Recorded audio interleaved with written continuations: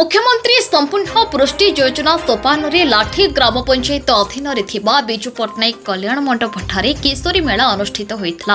किशोरी मानक संपूर्ण वृद्धि और विकास लक्ष्य यह कार्यक्रम होता।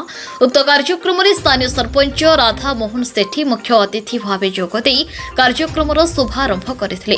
कार्यक्रम सीडीपीओ कुसुम कुमारी साहू सम्मानित अतिथि भाव जोगदे प्रदीप प्रज्वलन कर किशोरी मेला उपस्थित थिबा समस्त किशोरी मानक उच्चता और ओजन माप कर बीएमआई बाहर करागला एवं हिमोग्लोबिन टेस्ट करागला। किशोरी मानक द्वारा गीत नाच और भाषण प्रतियोगिता कराई पुरस्कार वितरण करथिले। एथिरे विभिन्न प्रकार सांस्कृतिक कार्यक्रम करागला। सीडीपीओ साहू उक्त मेलार लक्ष्य उद्देश्य कौन रही एवं केउ कार्य द्वारा किशोरी माने निजको सशक्त और सक्षम करि परिबे एवं केउ कार्य किशोरी मानक खराब रास्ता आगको नहीं थाए से विषय बुझाइथिले।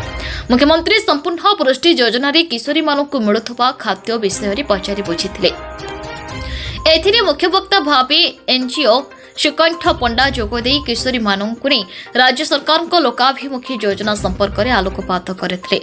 सुपरवाइजर उषा पट्टनायक कार्य परिचालना दायित्व नहीं। उक्त कार्यक्रम स्थानीय सुपरवाइजर सिंहला स्मितामय प्रधान एएनएम लाठी गिरिजा कुमारी नाहक सीएचओ सस्मिता दलाई अंगनवाड़ी लीडर ललिता साहू समेत शुभश्री पाढ़ी सुज्ञानी साहू मिता सेठी कविता पाणिग्राही संयुक्ता पंडा बबीता बेहेरा मंजू कुमारी पंडा सस्मिता गौड़ शांतिलता बेहेरा अंजनी साहू रश्मिता कुमारी पाढ़ी समेत लाठी ग्राम पंचायत बहु अंगनवाड़ी कर्मी और किशोरी बालिका माने उपस्थित थिले।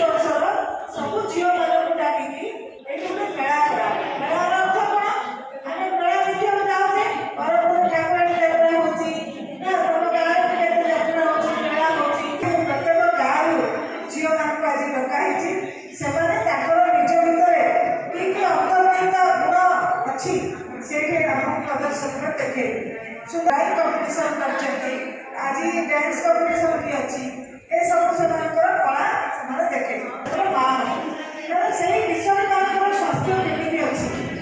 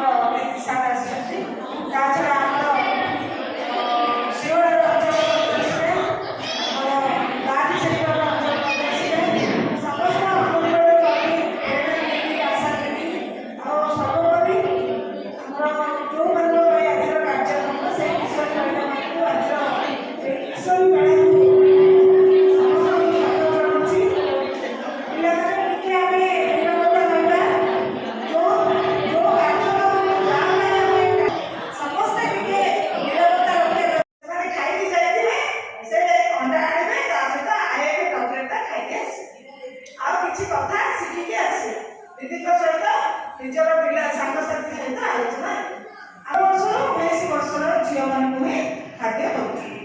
ଯେଉଁମାନେ 14 ବର୍ଷ କୁକୁଡ଼ା ଖଣ୍ଡିରୁ ପି କୃଷ୍ଣମୂର୍ତ୍ତିଙ୍କ ରିପୋର୍ଟ ନ୍ୟୁଜ୍ ଉପାନ୍ତ ଖବର।